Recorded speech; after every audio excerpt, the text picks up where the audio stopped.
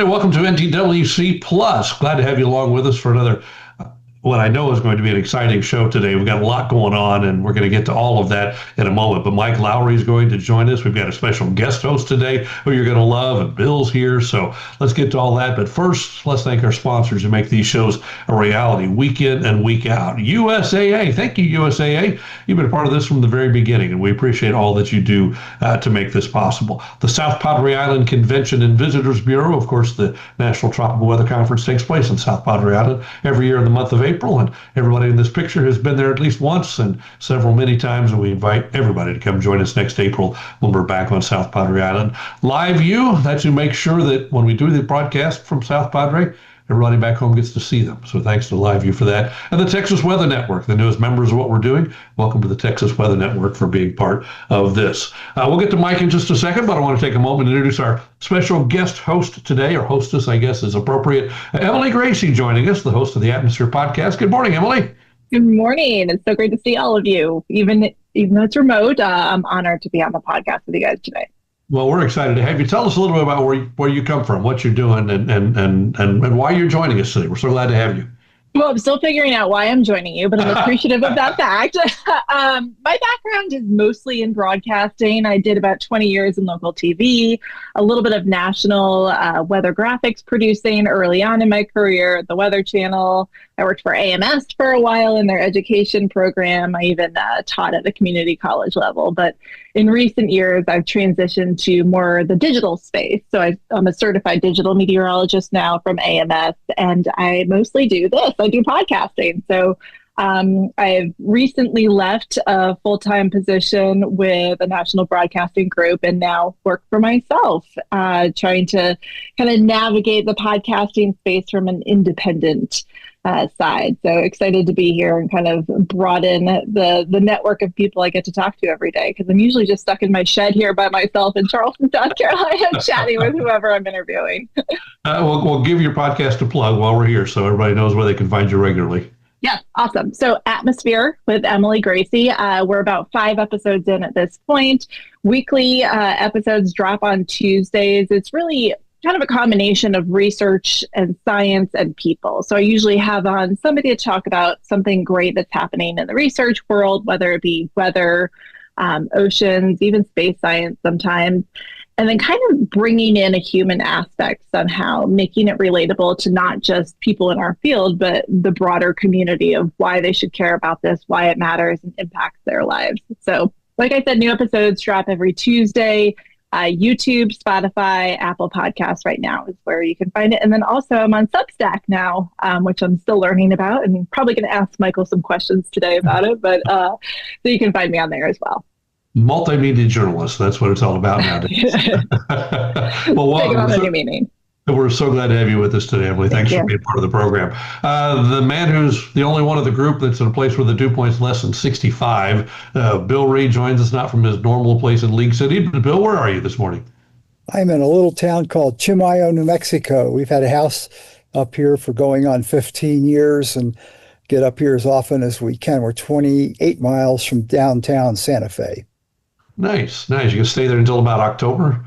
The thought crossed my mind last week when the heat index was pushing 120 back in Galveston County. Yeah. We're sitting at dew points 80 plus last week. Better now. Bill, take it away. Introduce our guest and let's go to it. Sure. I'm glad to welcome back for, I don't know how many times we've had our guest on there, but Michael Lowry, who's with WPLG in Miami, Florida.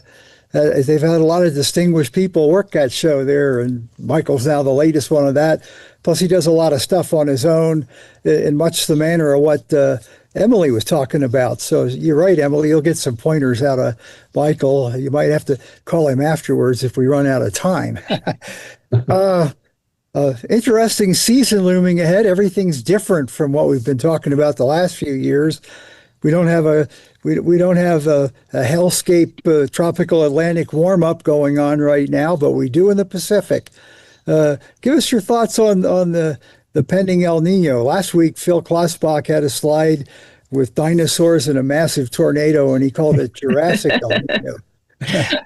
Yeah, I've heard with the last in 2015, it was Godzilla El Nino. Jurassic El Nino seems to be what we like for this one. But yeah, it's impressive, Bill. You look at the raw anomalies. Now NOAA and the Climate Prediction Center is looking at these relative anomalies, which effectively account for the warming due to climate change. But even those values are really impressive.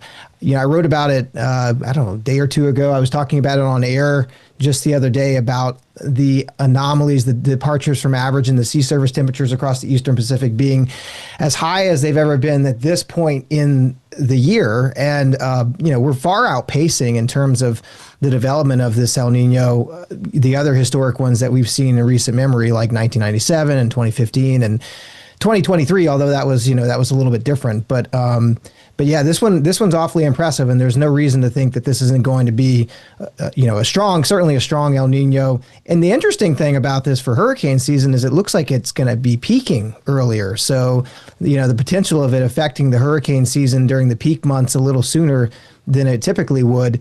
I know Phil Klotzbach has done a lot of research in this realm, and he's shown that when you have these, particularly the strong El Ninos, it tends to affect the latter part of the season as you get into October, especially. And we often see the season cut off a little sooner, which for all of us, these seasons just want to drag on lately. Like Melissa last year was going into almost November, so I don't think anybody would complain about having an early end to the hurricane season this year.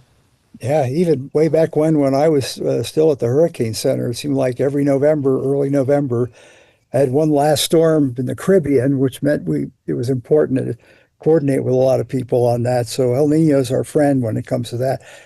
I do a briefing once a month for economic partnership group in the Houston area, and they're always interested on where El Nino's going for the coming season. And I point out how I show the models with a big spread in there, like in February and March, but I was also showing the subsurface stuff for the first time. I'm not sure I explained it to where anybody other than another geoscientist would understand it, but do you think that it looks? I've never seen that big a slug of subsurface warm water before leading into one of these. Think that has a role to play in the rapid onset and the expected record values, maybe? Yeah, the depth of the thermocline is really impressive. And then we have, if you look at the wind anomalies, those westerly wind bursts out in the Western Pacific that, really bring the water from the Western Pacific to the Eastern Pacific. Those continue to be,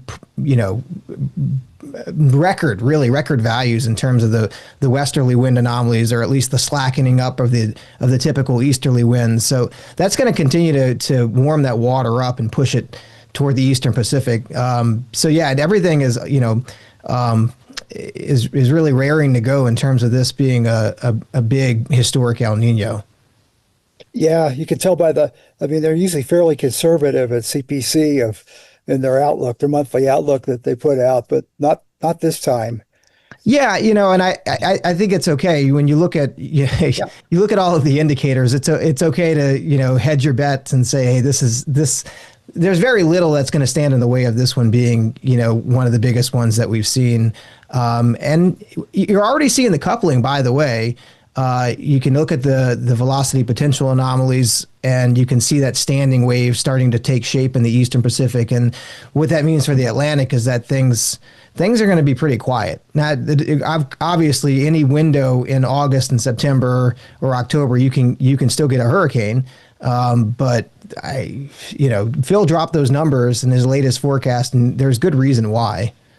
Yeah, and in the most recent El Ninos, the offset has been the extreme warmth all across the main development region, and you don't have any of that at this time. And none of the models that forecast sea surface temperature, I don't know how accurate they are, but they only modestly warm it up towards the end of the season, going into winter. Yeah, it's unusual to look across the Atlantic. I've gotten accustomed to just seeing the tropical Atlantic, the main development region, just on fire, and to look across the Atlantic and see it actually cooler than average is a strange look. It's not something we're used to, and unfortunately, like you said, Bill, we had a pretty good sized El Nino back in 2023, but the Atlantic waters were off the chart. And so that sort of counteracted the influence of what would typically be a deterrent for tropical activity during an El Nino year. That's certainly not looking like it's going to be the case this year. That's true. Another thing I looked at that is kind of like a lot of people have talked about is the early season still have a window of opportunity for these hybridy-like developments, like what we had with Arthur and then the southwest to subtropical Atlantic off the East Coast.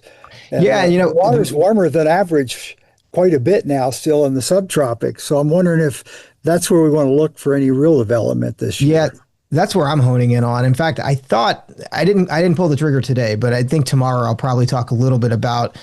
You could see in some of the deep mind ensembles late next week a trough off the East Coast that they're picking up on. Low chance this far out, less than 10%. But going into the holiday weekend, something we'll want to watch off the East Coast where wind shear is a little bit less, waters are plenty warm enough. So yeah, those are the areas. And the issue too is that they can develop near land, so we don't have as much time to prepare for them. So those are things that we're going to keep an eye out for this year, a little more than usual. Another thing that Phil has written about is that in these stronger El Ninos, and I didn't really catch the reasoning behind it. It doesn't really matter as long as I know it happens. Is there tends to be a weaker Bermuda Azores high, right?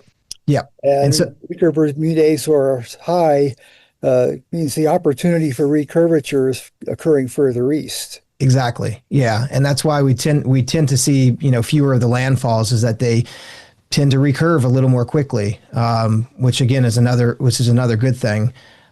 Something I did write about, the behavior of where the storm. I mean, to that point, if you're changing the orientation of the Bermuda High during El Nino years, then the landfalls themselves, when they happen, may be directed toward other areas. So, if you look at the history books, states like Louisiana and South Carolina and Georgia, when storms threaten in El Nino years, tend to actually be more threatened than they would be outside of El Nino years, just because of the changing in the steering patterns that happen. In states like Texas, actually see a reduced risk, relative reduced risk when storms threaten in El Nino years. So it's kind of interesting. Yeah, using the historical hurricane tracks database since 1950, the only major hurricane in an El Nino year was Audrey, and that technically made landfall in Louisiana, right at the border there. So we've had a few tropical storms during those years, but even those none of them had the big flood signature for Texas. But we can find examples of even during strong El Ninos, like in 1965 with Hurricane Betsy, where you have big major hurricanes that happen even with strong El Ninos. So it's one of those that I'm a little careful in how you characterize the season. Yes, overall, there's little doubt, I think, that we'll see less activity, but you can still get a big hurricane at some point, and if it happens to be near land, that's obviously bad news for those places in harm's way. Yeah, no kidding.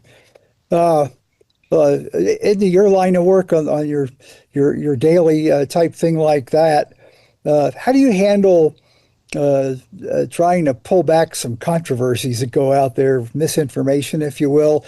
Right now, I'm having a discussion with Alan Gerard about the people, the state of Mississippi, and their people are saying that they had this big flood because of Tropical Storm Arthur. Arthur was at least 3 days dead before they had that there, and I'm not sure if even the remnant energy from it hadn't already passed when their heaviest rain had occurred. How do you try to get people reined in on that? I enjoy, so I'm like Emily, I work for a local TV station, so I'm a part of our coverage for South Florida, but I like maintaining a national presence, and I do that through primarily through newsletter that I distribute every morning, through Substack and through the TV station. And what I enjoy about that is I reach all of the coastlines. And so I hear a lot from folks. And when there's a storm that hits, I get feedback from people. And I'm hearing the exact same thing. And I put out a post the other, I think it was late on Friday, about how I've had so many comments from people about how they didn't feel like they were warned in advance of the flooding that happened last week across the Central Gulf Coast, that the Hurricane Center had shown that this was going to be a 10% chance of development, and all of a sudden it was 60%, and then all of a sudden we had a tropical storm, and they felt like it came out of nowhere. Now, I had been writing about the potential for flooding, whether or not there was development, it was over a week before this happened. Obviously models shift around a little bit in terms of where the highest impact areas look like it might be. Kind of started in East Texas, upper Texas coast, and then shifted over toward central Mississippi, southern Mississippi, South Louisiana. But there was I think a misinterpretation of the forecast by a lot of folks that this was all driven by the tropical storm. The flooding would have happened whether or not this thing had been named, and it was always going to be about the heavy rainfall, and that was the message. That was the message that I was at least trying to convey in my forecasts and my writings and on air. But it's tough because I think when you have a named storm, it conjures up a lot of things for people, and they think about winds, and they think about the possibility of it becoming a hurricane, and it makes it actually, to me, it makes messaging it a little more challenging. So there's is it better to have it named and have some attention drawn to it, or is it better to not and have attention drawn to the wrong thing? Because the rainfall was really so far away from where the center of this very short-lived tropical storm was.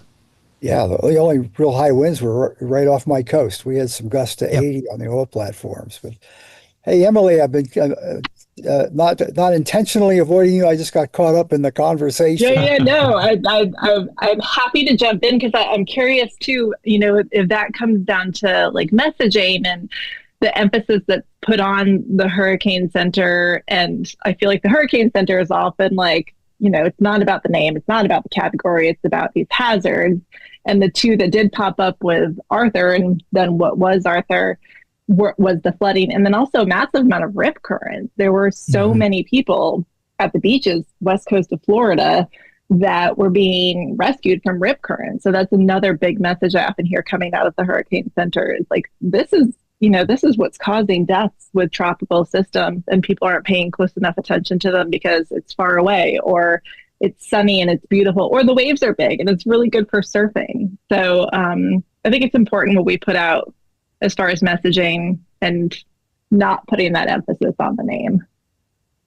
Yeah. Let's take a mid-show break. We're rolling, and I hate to stop, but we're doing great. But let's take our mid-show break very quickly and talk about our sponsors who make the show possibility week in and week out. We want to thank USAA, the South Padre Island Convention and Visitors Bureau, Live View, and the Texas Weather Network, the folks who make these shows a possibility each week, and also we're part of the National Tropical Weather Conference. Bill, quiet in the tropics, but give us a quick update on what's happening in the tropics as of today, in the middle of June, almost the end of June. As always, I prefer to use pictures in my babbling, so I'll share my screen.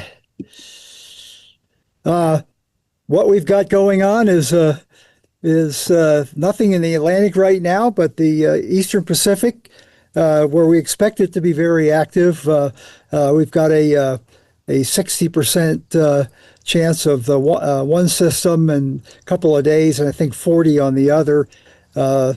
But they're all moving away from land, and if they can't hold together long enough, which I don't think they will, with the weather pattern that's evolving. But you always worry about the Hawaiian Islands with those. The other thing we haven't talked about with Michael, he had a nice post on the Saharan air coming with dust coming off of Africa, so I thought I'd throw the visible up.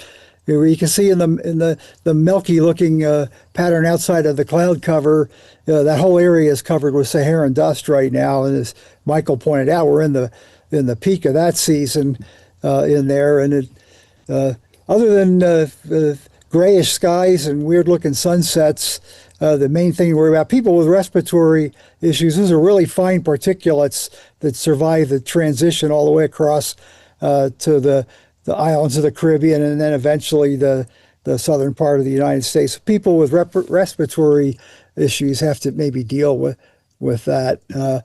Michael also pointed out that your article on AI was so great. I only looked at the AI models this morning. So if something was captured in one of the others, someone will have to correct me later on. But as you can see, he talked about a few members of that. Are they still running the 50 member, Michael, or are they up to the 1,000 one yet? They have both the 50 and the 1,000 member. The ones that you see from Weather Nerds are just the 50 member ensembles, I believe. Yeah, I haven't looked at I don't even know how to digest 1,000 member one.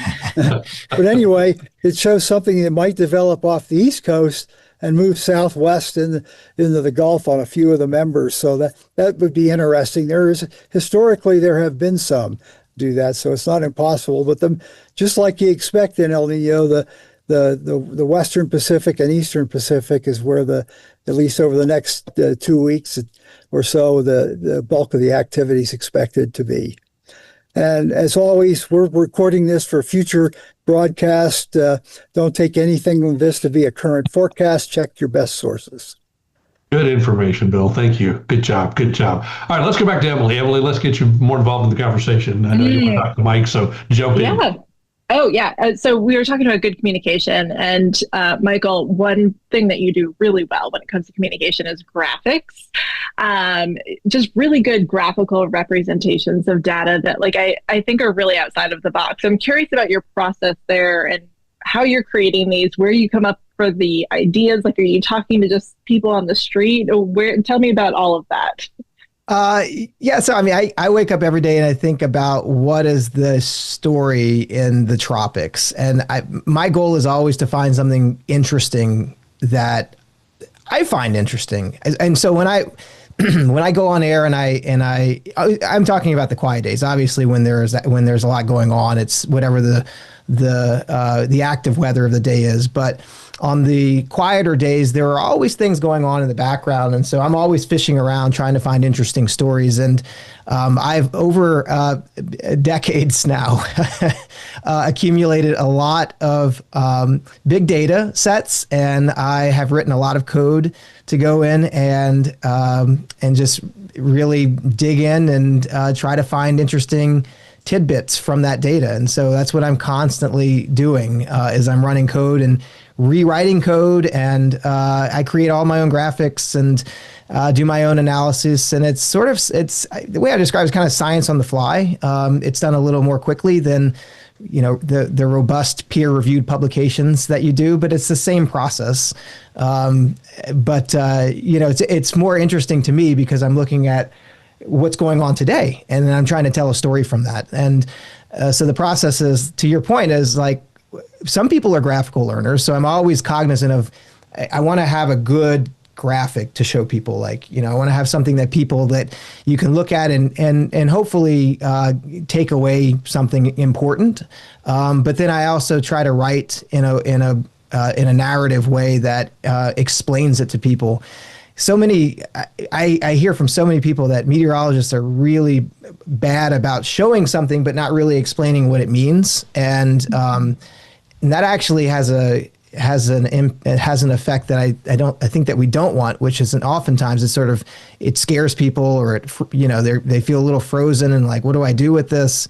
So even when it's, to me, it's especially important even when I put something up in an article that I write, that within the caption I'm explaining in a simple way, sort of plain speak language that I could describe to my parents or someone who's not as familiar with the science, what it means, what's the big takeaway here. And so that's always something I'm trying to work on.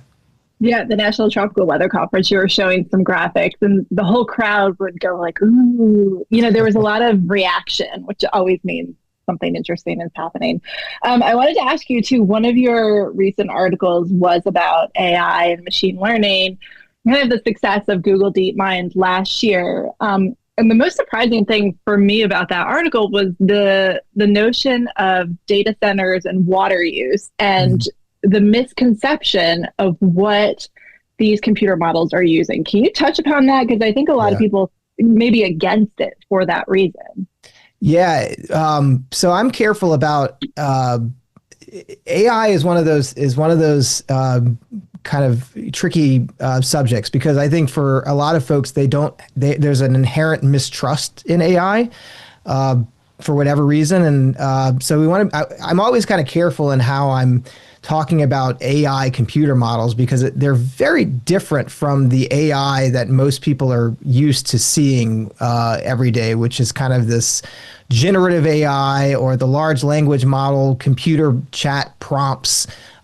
These are really complicated neural networks that are really smart. And one of the big differences, Emily, to your point, is that it's kind of a reverse thing, right? Where when we think about AI, we think about these large data warehouses and data centers and how much energy they're consuming, and drawing large water supplies and water issues for local cities and things like that.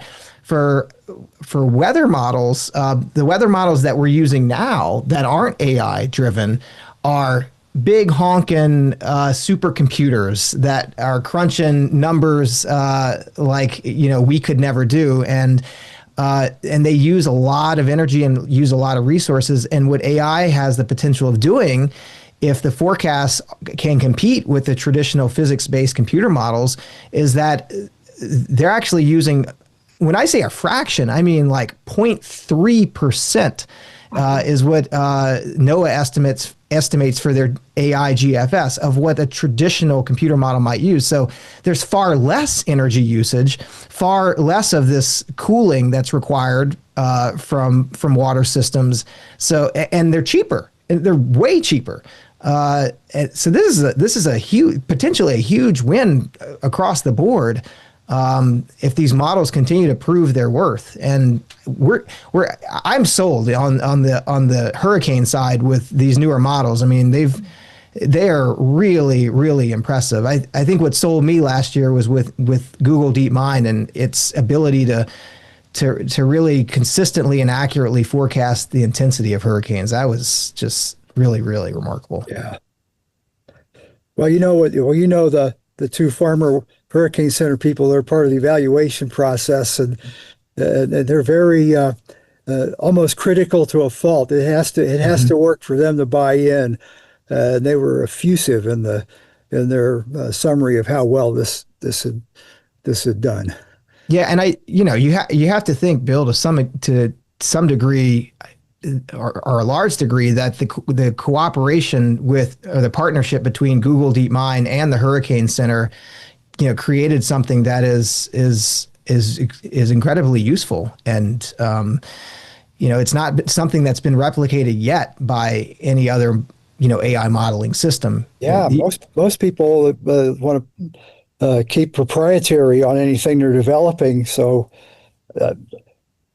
I never even was approached with that kind of an opportunity, and kind of the way the thing. I'm amazed that they're able to pull that off that well. It's great. Yeah, go ahead, Mike. Oh, I was just going to say I'm friends with Wallace Hogsett, who was until just recently was in charge of that effort, and Wallace has said to me over and over how he's never seen the Hurricane Center, anything at the Hurricane Center, move as quickly as the adoption of this new AI technology. That's how good it is. It's just if it's proven that it can work and be consistently accurate, then you can't ignore that. It's one of those shows that could go on and on and on. It's fascinating, and I wish we had more time to do so, but we don't. We're already coming up on the end of our block, so I just need to say thank you. Michael, terrific stuff, as always. Keep up the great work. Tell everybody where they can find Eye on the Tropics. Yeah, so you can find, just search my name in Substack, and you will find in Google, and you will find my newsletter, and you can subscribe. I send out a daily newsletter Monday through Friday, and when conditions warrant, over the weekend, every day during hurricane season. And if you subscribe, it goes right to your inbox, and it's no charge. So. Thank you, Mike. Count me among your regular readers every day. I'm always watching for it, and fascinating reads. Great job. Thank you. Emily, tell us again where we can find you. Atmosphere with Emily Gracie. It's a podcast on YouTube, on Spotify, and on Apple Podcasts every Tuesday morning. Brand new episode. And the retired Bill, you don't want people to know where to find you, right? Yeah. Most days you'll find me enjoying a nice New Mexico style green chili enchilada. Well, thank you, everybody, for a great program today. We appreciate it. Great job, Mike. Glad to have you along. Thank our sponsors once again, USAA, the South Padre Island Convention and Visitors Bureau, Live View, and the Texas Weather Network. Next week, Guillermo Rodriguez will join us to talk about portable generator safety. You want to be along for that as well. Hey, y'all have a great week. We'll see you next time.